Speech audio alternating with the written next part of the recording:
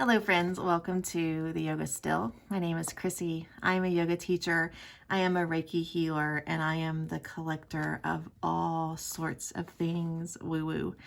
You have fallen into my deck tour. This is a collection of videos where I'm sharing favorite decks that I've worked with. Some for a long time, some for not as long. And today I am talking about the Art of Attention deck. This deck is one that I dreamed of for a long time. There were a couple of my friends on Instagram that I'd seen posting these for a long time, and they were out of print. And I almost bought these for ridiculous amounts of money on eBay, but I held out. And eventually there was a reprint. And I think these cards are a brilliant guide for yoga practices that feel uninspired, for meditation practices that feel uninspired. I just think this is a beautiful deck. It comes with a little guidebook. There aren't more information on the cards themselves, but there are cards about how to draw cards, how to use them, just an intro to cards, since they are a little, since they truly do have a yoga bend to them. The box is nice and sturdy. They have pose suggestions series on the side of the box. There is also a Art of Attention book that is absolutely stunning that I love as well. But today we're talking about the cards. The back of the cards have this beautiful line drawn mandala, and the shape here is in a low lunge, letting their heart shine forward. What I love about this pose is this is Anjaneyasana. It's been a long time since I've spoken Sanskrit. I haven't been in front of a class for a while.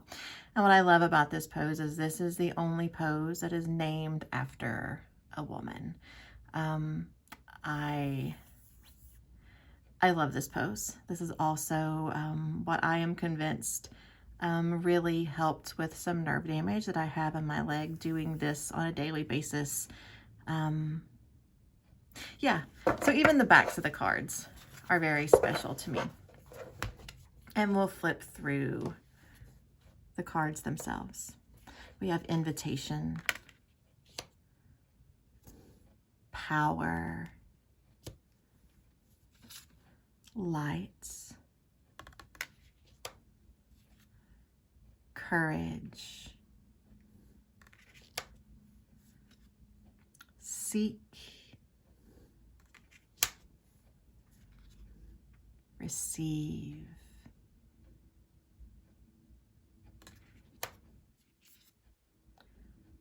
altitude,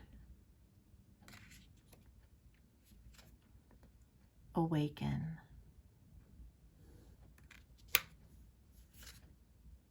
virtue,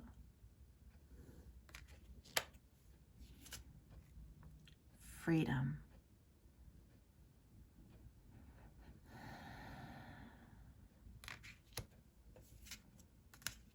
rebuild, source, listen, fortitude. I love this one. This would be my favorite card in the deck. Clarity, transparency, creativity, trust, authenticity. Authenticity, that didn't come out at all correct.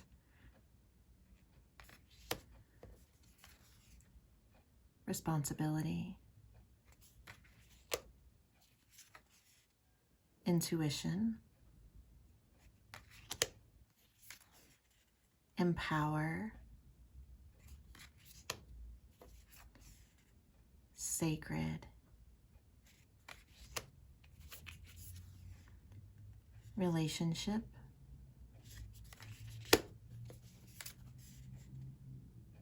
joy,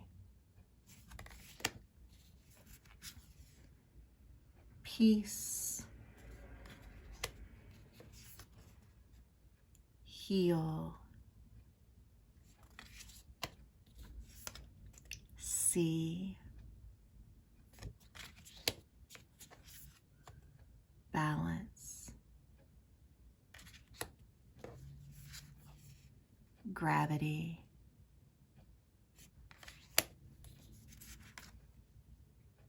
belong, observe,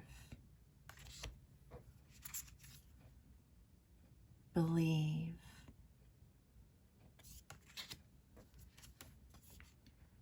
harmony,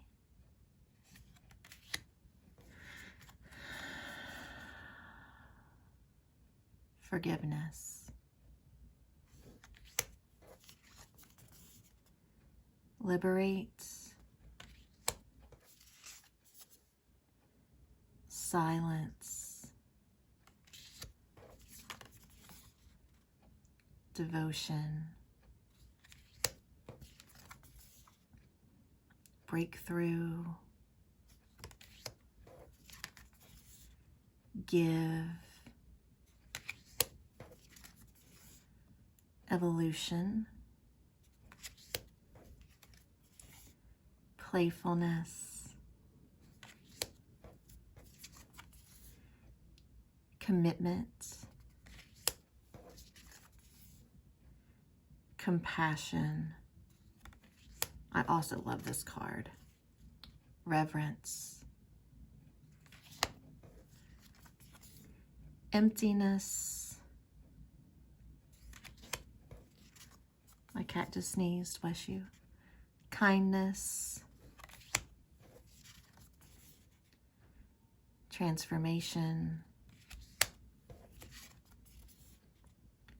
softness, presence, welcome, fortune, release, and purity.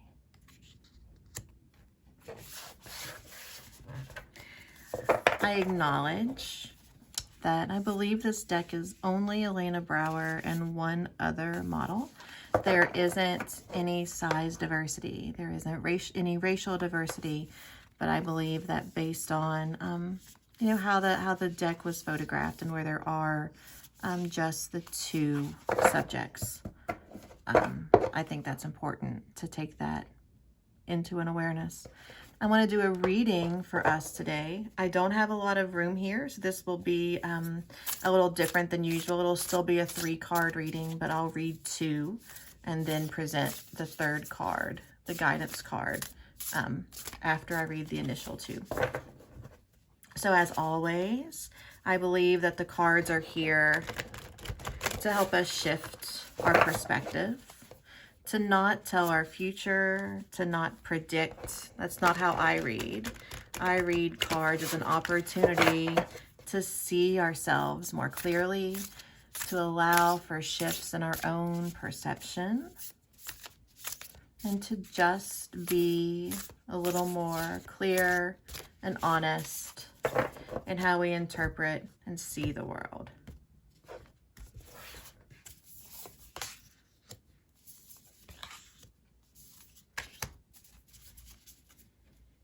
And again, I deal 3 cards. The first card is who we are, what we're presenting, what we are in our present. The second card is an invitation, something that's crossing our path. And then the 3rd card is guidance for this process. I'm trying something different today and not flipping this one over until I've read the other 2. So who we are today, an awareness, something to be present with in this moment, is responsibility. When you take responsibility, you ensure your evolution.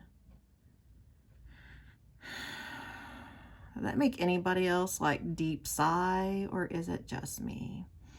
You know, we're at a point in history, it's August of 2020, where we feel a lot of restrictions, right? There's a lot of choices that we're making on a daily basis for the safety of ourselves and our society that can feel very restrictive. And I think part of what comes along with that is not owning up to our responsibility. I think we make ourselves small. Sometimes we don't acknowledge all of the choices that we have, all of the power that we have, all of the opportunities that we have, even though we're in the middle of a pandemic. And what I believe this card is encouraging us to do is in this moment, in the present moment, to see where we're responsible and where we can own more of that responsibility. That when we take responsibility, we ensure our evolution. Which, I mean, what are the chances that the next card then is evolution? What we're being asked to do in the present is to not skate our own self-responsibility. And the invitation that's crossing our path, what's showing up for us, is evolution. Let your knowledge become your understanding. What I love about this is this isn't saying go out and learn, right? It's not saying, you know, do all of these things, take all of these classes, take all of these courses. No, it's saying let your knowledge, what you already know, let that become your understanding. All of the work you've done, all of the reading you've done, all of the knowledge you've done, whether this is in relationships, whether this is in career, whether this is in how you show kindness to your body, whatever it is that you know, now is the time to pull all of that together to create understanding. A new understanding, an amended understanding, a shifting understanding of who you are and how you want to show up in the world. Because I truly believe that by working on our individual evolutions, that we only help grow the collective evolution. That if we ascribe to the fact that we're all one, that any change that I do to better myself betters the whole, betters the collective. I think this is a reminder of that. So who we are in the present is we're learning to take responsibility for who we are, for the path we're on, and for the actions we can complete on a daily basis to take steps toward our evolution. And this is a time to absorb and integrate all that we know and see how we want to let that create shifts in us today. And how we do that, friends, is through our intuition. Your intuition holds ancient wisdom. Trust it. Don't ask too many questions. Don't question your intuition. Sometimes we think, well, how do I know that this thought is real? If you're thinking it, then it's your intuition. You're not going to have a thought. You're not going to have a path. You're not going to have something fall in your lap if it's not worthy of your consideration. So who we are in this present moment, we're being encouraged to take responsibility for ourselves. What's crossing our path is the opportunity for evolution, that we don't need to know more. We just need to integrate what we already know.